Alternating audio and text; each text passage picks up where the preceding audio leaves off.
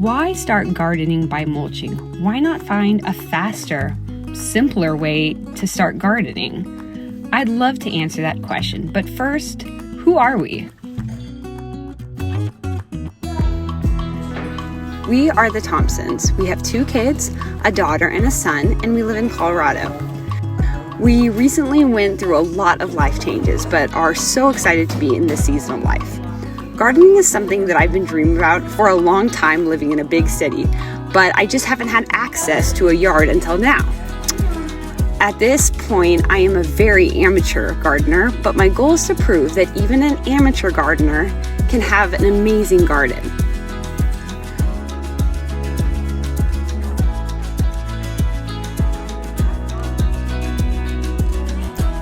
We are pretty psyched about our backyard. It's half an acre and has so much potential. We aren't exactly starting from scratch, as you can probably see, but we know there will be many challenges since we do live in the high desert. We have high hopes for this space. Some things that many people would happily leave or maybe use, we plan to remove so that we can start fresh. So what is mulching? Mulching is when you put down some kind of material over soil to improve the quality of it. This material may be leaves, straw, wood chips, cardboard, etc. There are actually many different types of mulch. Some materials can be bought from a store, some can be found in your own yard.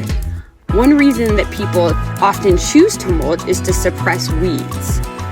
But to be honest, I'm most excited about soil quality. But the reality is, a lot of people find ways around mulching, so why do it? I hope I can answer that question in this video. I knew I wanted to mulch, so I figured if we're gonna do this, let's go big. I chose to use a 6-level recipe from the book Gaia's Garden by Toby Hemenway. He gives lots of different possibilities, which is great, but it took me a while to figure out what I wanted and had access to. First, we started off by measuring the space. We decided to cover 300 square feet, which doesn't look huge in person, but will actually be a decent garden. Hemenway was right to point out that gathering the materials would be the hardest part.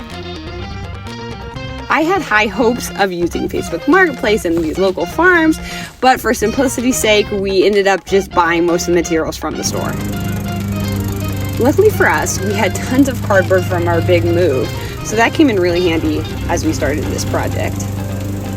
After gathering everything, we made sure to cut the grass, which actually provides some nitrogen for the ground. I chose this area to be our garden because I wanted to have easy access to it and a spot that got a good amount of sun and shade. The first level of our mulch was cardboard. Putting it together was actually kind of fun because I love puzzles.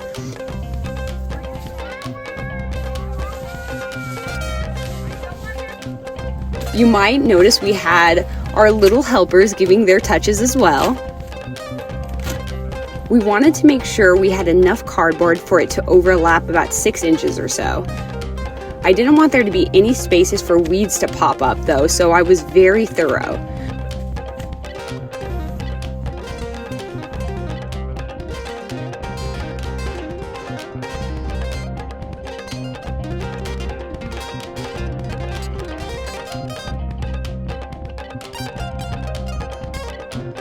We also made sure to water it quite a bit. The water helped it hold it all in place.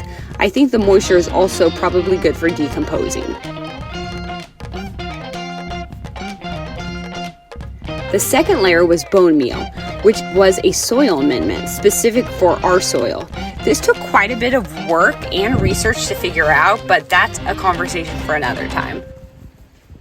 As you can see, the bone meal ended up filling the air a lot more than we expected, so we really had to cover our mouths to breathe.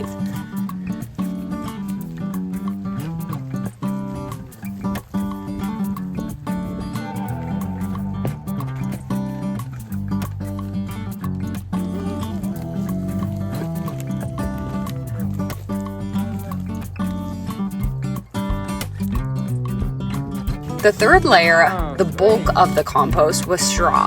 I am not a country girl, so I didn't even know there was a difference between straw and hay until this project.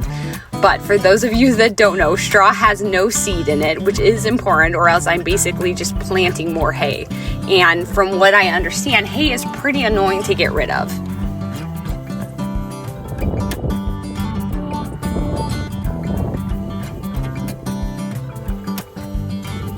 To be honest, the stage of mulching was so much worse than I expected. It took a lot of physical strength because the straw had to be really pulled apart because it was so compact. This is where I really started to feel tired. Also, I still have straw stuck in random items of clothing, so that's fun.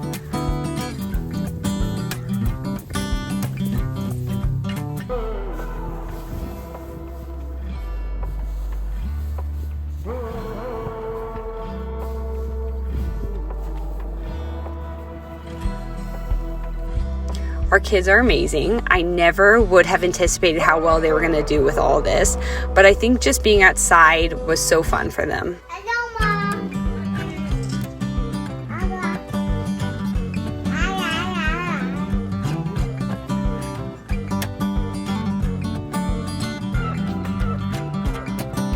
The fourth layer was compost and the fifth was manure.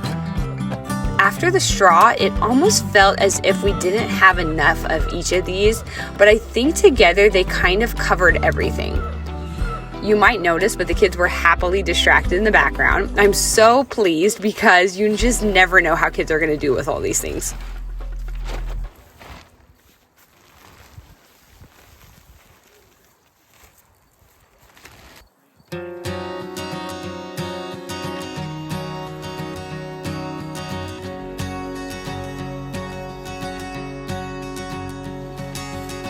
Then the last layer was leaves.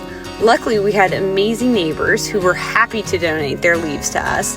After several hours of doing this, we were definitely feeling tired, but the kids obviously loved this phase and were excited to be able to contribute, and I think that boosted our spirits a bit.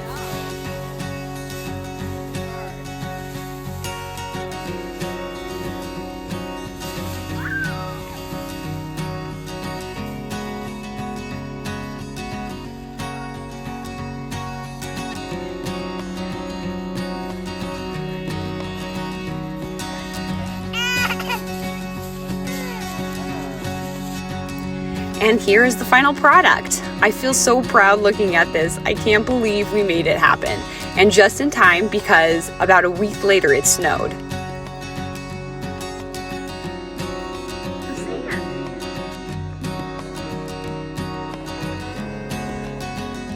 So why do all this? Is it necessary?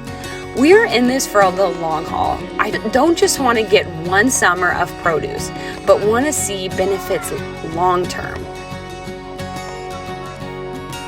I want a thriving ecosystem above and below ground that gives back year after year. I want to see plants, bugs, animals, fungi, and other elements of nature work together to create a harmonious environment, and mulching is one way to help this along.